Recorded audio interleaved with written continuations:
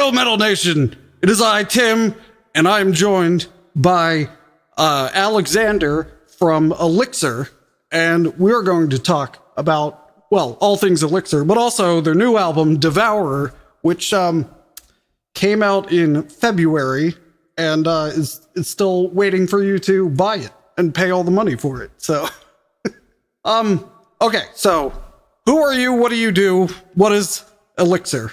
Right. Well, as you mentioned, my name is Alexander. I do the vocals, and I am the guitarist as well in the project. So at the beginning, it was a one-man project, so it was kind of an idea that I hatched from my head, and then eventually we kind of moved it over to being a full band. And while doing that, of course, then I recruited other members, and I got better musicians to play with me, basically, to fill in the gaps where there were some. So we ended up getting Clarke for guitars. We got Joe for bass, and then Sam completed the drums on the album. And then as the album was due to launch, Sam moved away because he had too many other projects. As all drummers, we always have the same issue. Drummers have too many projects. And Blake stepped in and learned the entire album within a few, less than 2 months, and then we were ready to do the tour that we did, and that's pretty much it. So we're a melodic death metal band from Canada. Oh yeah, well, that was the next thing.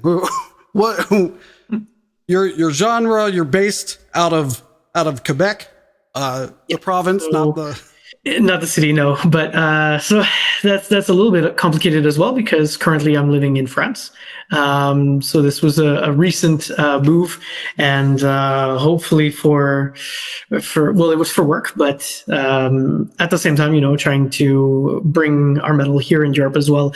Having someone there is a little bit easier, so hopefully we'll be able to do some stuff, get some networking going, and try to get us to play out here. But other than that, yes, we're based out of Quebec. We're in Montreal specifically. So so you toured in support of the album. So where did the tour go? So the tour was a Quebec and partially Ontarian tour. So it was really more of a local area. It was a small tour. I don't know. Those are huge provinces. They are. So we did one date in Ontario. We were hoping to do more, but there was only one date that we could fit in the segment that we had.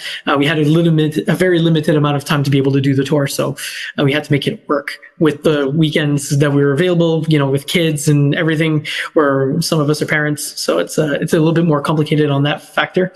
Families and stuff, but we did what we could. So we did we did 5 dates within Quebec and then 1 date in Ontario. Wow. With that short tour. Yeah, it's a small tour, but it was an album launch basically in several cities. You beat me to the punch on some of these. So the history of the band. So it was a solo project. Well, that explains why it says down here on your on the Bandcamp that everything was written by you except for some contributions from some other people. So let's talk about the songwriting of the album. Since sounds like you did like 90% of it, at least. 83% according to DistroKid. If we want to get technical. But, you have to divvy up those fractions of a cent from ASCAP or whatever. Oh yeah, exactly. But I mean, it gives us an idea of really who is actually doing the work, and really whose influences are being played in those songs, right? And on the album, like, who are you really hearing? Who are the musicians and the composers behind it, I guess. It was originally more of a solo project. I worked on some songs and stuff. Some of the songs that are on that album are like 10 years old as well, like some stuff that we've been working on for like 10 years. So it took some time. But yeah, that's pretty much how it went. Yeah. So one thing, so I listened to almost all of the album today. So thanks. Yeah, I really like the riffs and the orchestrations in general, because there's a lot going on in each song. A lot of layers. Yeah. Yeah. So there's I don't even know how to describe they're like kind of thrashy classic-ish death metal riffs, which that description does not do them justice. But from a guitar perspective, where did you draw your inspiration? Or is it just like an amalgam of stuff? Well, so that's the weird part. So in my early 20s, I was in a death metal band.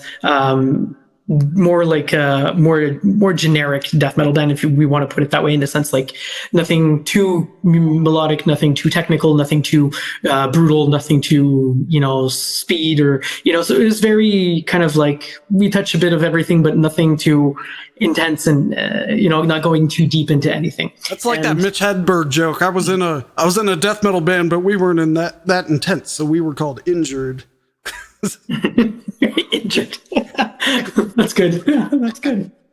But yeah, actually, I was in that band for many years, and our main influences back then were things like Chuck Schuldiner and Death and that kind of stuff. So like the early like US like 90s death metal, and then my inspirations were more of the Swedish death metal. So I'm coming from Entombed, from At the Gates. This explains a lot. This explains the quality of the songwriting.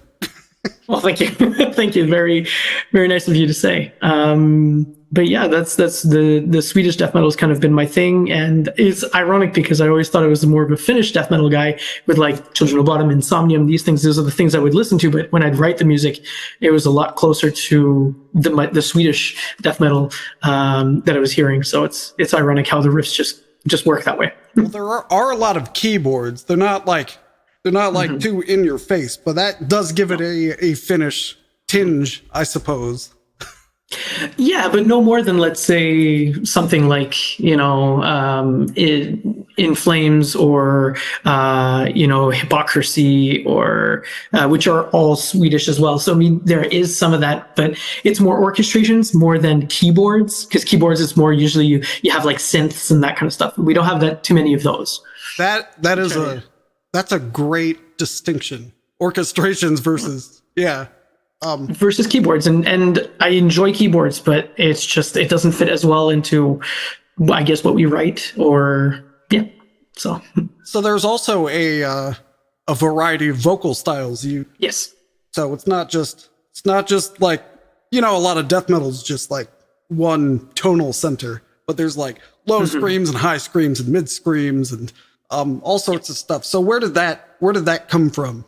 It keeps it interesting for sure. Well, I've always been a bit diversified, and when I started trying to do vocals, my idea was I wanted to sound a lot like Chuck Schuldiner, and then just in Chuck Schuldiner's like his entire career, there's a huge gap between Scream Bloody Gore and then at the very end with Sounds of Perseverance. So when you're looking at like those two extremes, you see like the really like raw guttural like kind of growls that he did at the beginning, and then when you're at the end, he's like in his scream mode, like at 200%, doing like Painkiller, like as if it was like nobody's business. Right. So to me, I was more influenced by the end of his career mainly, but collapsed like the death vocal styles into a singularity. I try to as much as I can. So I am the only vocalist in the band. I do all the vocals. My bassist is also doing back vocals. So he will do like, say, growls while I do screams and stuff like that to kind of have like dual tones, that kind of stuff. It's very rare that we do the same note or the same tone at the same time. So other than that, all the vocals are done by me though. So with the mix of, well, like I said, there's keys, there's guitars, also there's like the rhythm guitar layer, and then like the lead guitar layer, and then all these vocals, and then you can actually hear the bass, which is impressive. How did you go about recording and mixing? Because it's the future. Everyone can do it in their bedroom now. Yeah, but it's still challenging to put out a good sounding album.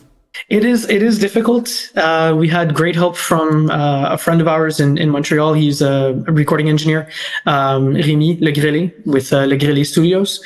It's the Grizzly Studio, if you want to put it that way. It's the way that he wrote it. So it's the Grizzly because it's a take on his last name.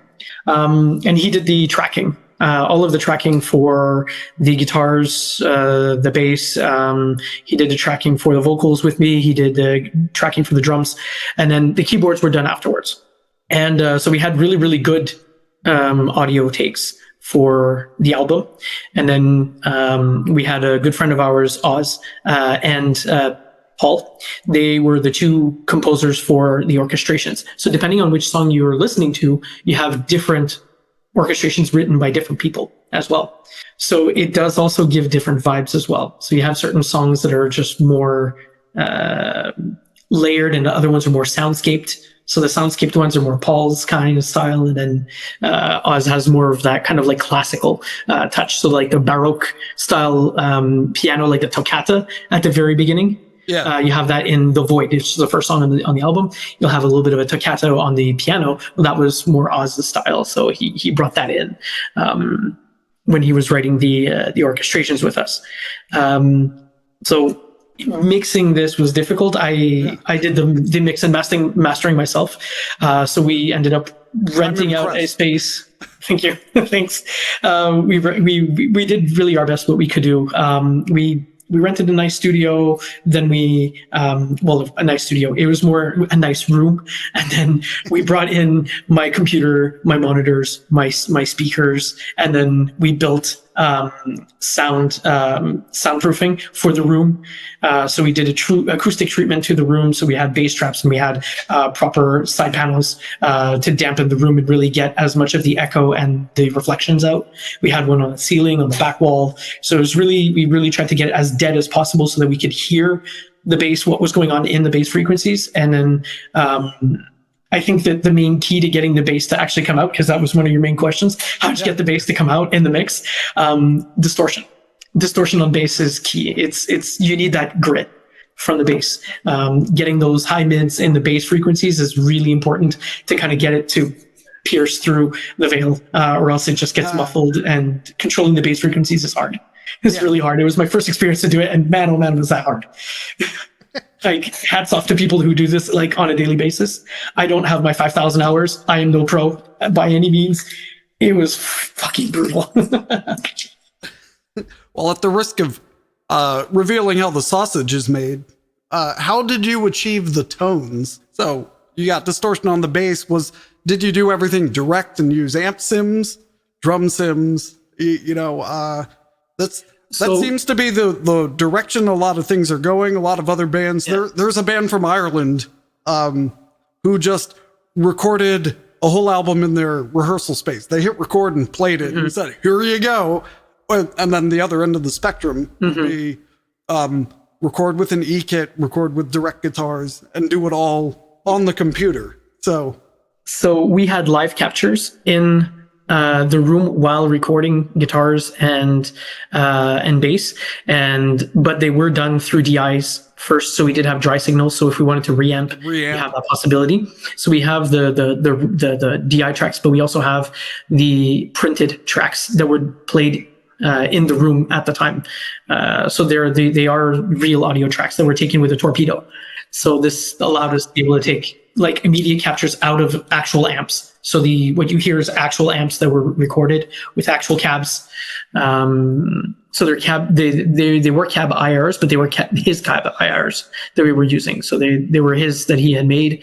And then for the drums, we recorded the drums at the Grid studio. So we really did a full miking of the drums. So it was proper drum recording. It wasn't sampled drums. I think the only thing that we overlaid is we did overdub the kick drum, but his kick drum sounded really good. So we kept most of the tone from the original kick drum. My drummers have at the time sweeten it a little bit. It's really just to get a little bit more of that presence out of the kick, because the woof, the low end comes out easily, and you don't typically have an issue. In fact, typically you try to get a little bit out because it starts playing with the bass, right? So frequency wise, you have to clean it up, but the work was done beautifully by the engineer that was there to take the sound capture. So we had really, really good recordings from the get-go. Yeah. That's amazing. Like it's all live performance at, I'm sure, which was not much of a budget, because all the recordings now either cost, what the software costs, or it costs as much as several cars or one Cybertruck. So Yeah. No, so of course we were kind of like we were in the mid range because we paid the sound engineer his going rate and everything, and that was the idea. And we ended up taking the cheaper route by doing the mixing and mastering ourselves because we didn't, obviously money doesn't grow on trees, and like I said, we're all adults with families for the most part, so it's we didn't have like money to throw at the wall like crazy, so we had to do it on a budget, as you mentioned. So we had to make some choices. So, the return on this investment, how do you expect, how do you prefer people hear this album? Because in my experience, you want everyone to go to Bandcamp because you get the most money back from it. Like, someone buys the digital album, they actually have it. They have it in FLAC. Mm-hmm. You spend all that work. Yeah. Capturing live performances in great tones, and in my opinion, you don't want to like play it through Spotify where they've thrown a lot of the sonic spectrum away, and then you get a fraction of a cent. Yes, of course. So there's two ways of seeing it. Yes, of course, the return on investment. We're looking to hopefully continue being able to do this, and exactly. For the years to come, and grow our following and everything. But to grow following, you have to have people hear it. So to me, any way that people can hear it is fine for me, as long as people are enjoying it, they're listening to it, and they're willing to help us grow. Whether it's grow our crowd, our community around the project that they enjoy because they enjoy the music. To me, that's all it is to it. I've created this project that originally I was like, I'm going to make this album happen, whether I'm alone or if I've got like 10 people backing me on it. And the idea is like, it's kind of like the work of a lifetime. I just wanted to get it out of my system and have it recorded and just say, okay, so I've done this. And then if nobody hears it, the hell with it. It's fine. It's like I did it for me first, and then if people enjoy it, great. That's awesome. That's a great attitude. So the best thing when you're starting. for the listeners, the best thing to do is I'll put all the links in the bottom in the description. But it's free to follow them. Press follow on Bandcamp. Press follow on Spotify. I assume you're on Spotify because everyone is. Yeah, Spotify, Deezer, everywhere. Just DistroKid helps with that. Luckily, to get. We are not brought to you by DistroKid. No, we're not, but they do help out. Right. And Well, let's talk about distribution. I mean, we're already on the subject. You have to pay them annually to keep your releases out. Is that correct? So you pay, not quite. So you pay depending on what your account type is. Right. You'll pay either for just the year to have it like up, but you can pay to have it left on the platforms. So if ever, let's say you decide to close your account, that your music stays on those sites. The only thing is that you're not receiving from DistroKid. They do no longer collect for you. Because that's what basically they do. They're a distribution, and they collect the whatever you make from it, from the different sites. Interesting. So that's the way that works. But if you have a clause that you can choose and say, no, my music gets to stay for free online, and then people can just hear it forever on social media platforms.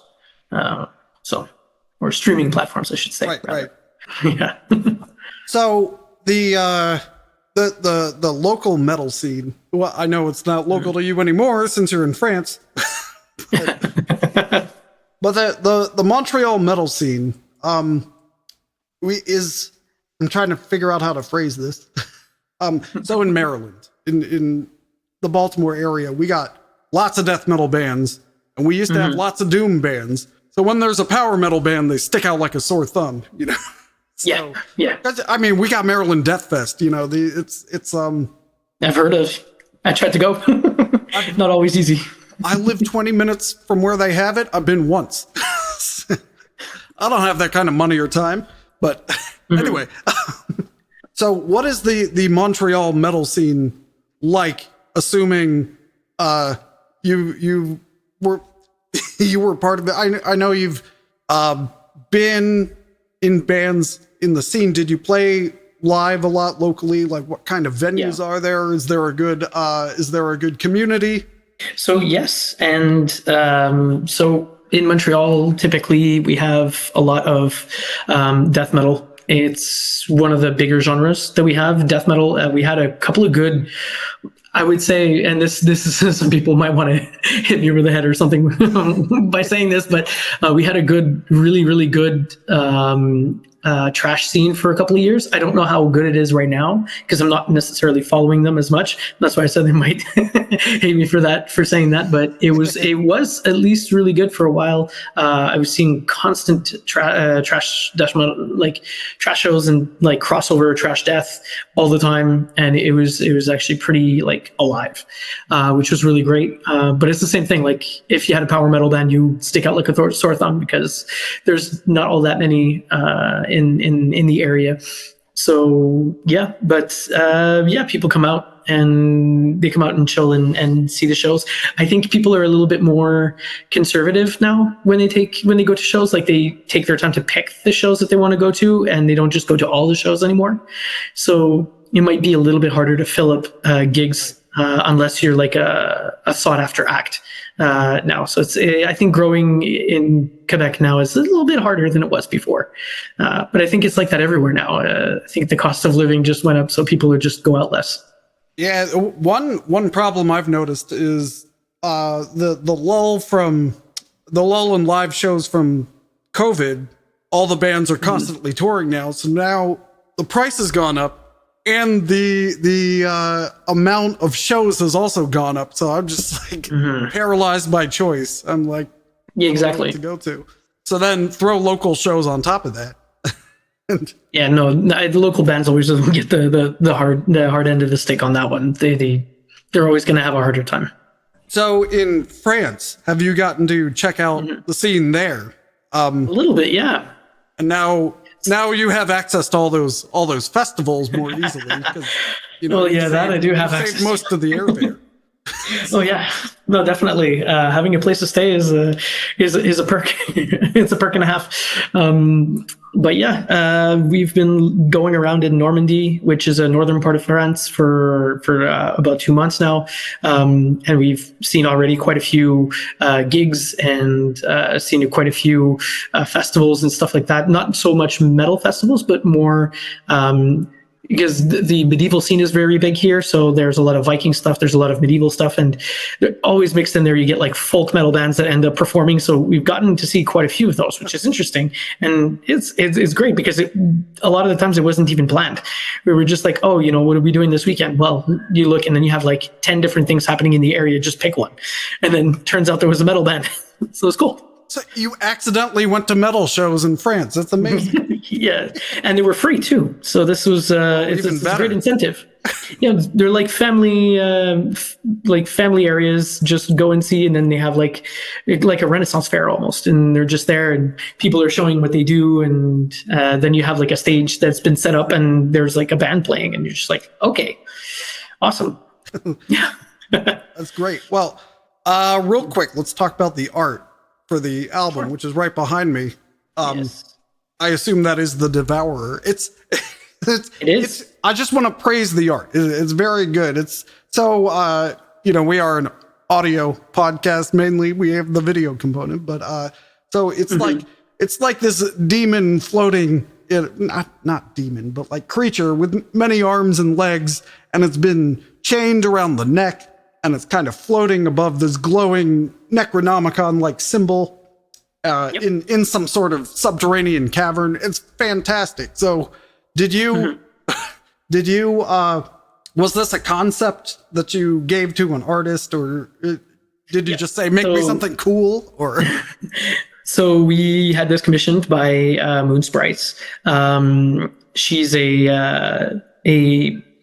basically a digital artist, and she was really into like making like tarots and occult stuff and stuff like that. So she has like a company where she makes different prints and stuff like that, and she would sell those. And then we asked her, we're like, we really like the art that you kind of do. The art style is different than a lot of the stuff that we see nowadays, like for metal albums. You have like this kind of like the surrealism and these kinds of things, and like it's beautiful art, but it's a lot of the same. Like you see the same kind of art styles. So I'm like, you try to get something different to stand out a little bit. So I was like, okay, so let's try to do something different. And I already had the idea that the album was partially going to be like, in terms of lyrically and themed, was going to have something to do with like occult stuff. So I was like, okay, so we'll put like a demon in there. So you were right about that. And the Devourer is a little Easter egg maybe for you, but the Devourer itself is Lilith. Oh. It is Lilith, and if you look closely, the binding circle that is on the ground is Lilith's binding circle. It is the circle to contain Lilith from occult sources. And there's the chains. Yeah, that's great. I just like the. I'm blocking it. No, you can't see the binding circle, but no, it's on the bottom, but that's fine. Right. At least behind me. Okay. That's awesome. There is I just have a few things left. There's a review, all right, on the Bandcamp. And they say promising debut, congrats guys. It ends up being one of those compliments that's an insult. He says, let's see, if the next opus is more like the second half of this one, count me in again. Yeah, it was a bit of a backhanded compliment, maybe. Yeah. But at the same time, like, he's got good things to say. But what sets the second half of the album apart from the first half, if anything, other than just like coincidence? Yeah, so actually the second part of the album, we start having a lot more progressive influences in terms of key changes, a lot more interesting solos maybe as well. Like the tone is a little bit different and it gets a little bit more aggressive maybe. The first songs are a little bit slower, so they don't necessarily maybe pick up as much, and people are maybe more into the fast stuff than the slow stuff. There's a little bit more variety with the cleans compared to the first half, which is pretty much all just like, there's not as much dynamic range. And maybe it's also the different styles of, like the arrangements for the keyboards and that kind of stuff maybe hit home a little bit more with certain people. I thought it was the sequencing, the order of the tracks, I thought was really smart because it's suddenly, well, not so suddenly, but there's more variety than you're expecting. Like we were listening to the new Benediction album. We were listening to the new Benediction, and it's like the same thing the whole time in a good way. But on your album, you're listening through, and it's like it's kind of like you keep unwrapping new layers, and it's like, oh, this is different. This is different. And I enjoyed the journey that the album goes on. Are you going to, in the future, go in the more progressive, dynamic direction, or is it going to be, a mixture like this album? So the things to look forward, I guess, to the next album is the contributions from the other guitarist, Clarke. So in this album, there wasn't much because most of the songs were written. For the most part, it was already there. It was like, add a solo here or something, that kind of stuff. He's more of our lead. Kirk Hammeted his way in. Like, yeah, kind of, yeah. So he's got two solos, three technically. So he does the solo on Disdain, and he's the one that does the solo on The Great Decay, which is the last track. But there's two solos on that track, and he does both of them. Oh, okay. And we can definitely feel the difference in soloing. I'm not much of a solo guy. I've never been, but I was the only guitarist, so I was like, I've got to figure something out. So I'm more of a kind of like a heavy lead kind of way to kind of do solos, whereas he's more like of technical shredding and stuff like that. So he does like the more impressive stuff, I guess. And the two solos kind of happen pretty much from the middle to the end of the album. So maybe that's also another direction or thing that that kind of turned people's heads around and said, okay, maybe the second half is more my style because, of these kinds of solos and that kind of stuff that's happening. Yeah. And so at least musically, it will probably change a little bit, or at least there will be new influences that will be brought into the project. And so we've been working on our first single since we released the album, and it's a song actually that is going to be 100% sung in French because of our French heritage. We wanted to kind of put that out there. We've seen countless, international bands do it, and it's awesome when you get to, sing a song in your local language. So we wanted to try to do that. So the next album is actually we're planning on having it almost 50-50 for French and English in terms of lyrics. That. So I mean, it's a bit different maybe. And yeah, so the new song that we're working on, we don't mind mentioning song names and that kind of stuff, but it's going to be called Inert, which is inert inside. So it's kind of like a dead void inside. So the lyrics are already written for it. The song's already been written. We're in the process of tracking right now. So guitars are being done, and then we're going to start laying down the final drum tracks and bass tracks.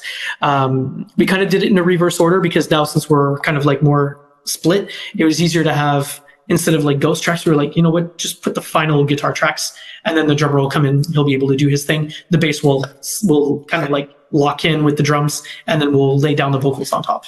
Yeah, I was gonna ask how it's a big question. Since there's a few time zones difference now, yeah 6 time zones it's difficult. So you beat me to that one. Sorry. All right. Well, anything else coming up for the band? So, new single. I assume you're trying to get everyone else over to Europe. No, not necessarily. I mean, everyone has their life and that. For shows at some point. Definitely planning on hopefully getting them down for a tour. We're looking at May of next year if all works out. So I've already got a few contacts that I've been making here in France, and we're gonna see if we can get that done. But of course, it's going to be a budget tour that we're doing ourselves, kind of semi self-produced. If we can get some people on board, some bookers and stuff like that want to help us, all the better. But it's going to be mostly done by ourselves, so it's going to be a bit rough. But we're doing it for the experience, not so much for gaining money. We don't expect to necessarily make money. It's metal after all. We're not disillusioned in the pop culture stuff and saying, oh, we're going to make millions. Yeah, no, we're not. So that's fine. And and we're working on, so this first song is one of the songs that is planned to be on the next album that I was talking about. So We've already have the full, so this next album is actually more of a concept album. So it has, it's kind of a story from the first song to the end, and it follows through. There's a full chain of events that happen during the album. Oh, that's cool. So yeah, that's what we're looking forward to for the next album. Do you have any plans for a physical release of any of these? So right now it's just digital. No, so we do have a physical release of the CD. Okay. Let me amend that. On Bandcamp, there's only the digital album. So correct. So there is a physical release. How do you get it? And you can contact us directly. It would be a lot easier because we want to make sure that if we're going to be sending this out to people, we want to make sure that people are not going to be overcharged for shipping and that kind of stuff. And depending if they want the shirt and everything, the tariffs and that kind of stuff. So anything that we can do to help people get the music more cost efficiently, then we'll work that way. But yeah, you can contact us directly, through Facebook, Instagram, or through our email that we have, the band email. Then that works, and we'll see what we can do to help out. Awesome. And get that to you. Well, yeah. Did you have anything else that you wanted to mention? Keep listening to this awesome podcast, people. Seriously. Yeah. Well, go after you listen to the album. All right. Well, like I said, links to ALYKSIR's album Devourer are in the description. Support them, follow them, just mail them mail them piles of cash. Euros, Canadian dollars, I assume, are preferred. Any of the above is fine. All right, We well, take US. That's fine. okay, well, all right. It sounds good. All right. Until next time, Metal Nation, make sure you chain up your demons.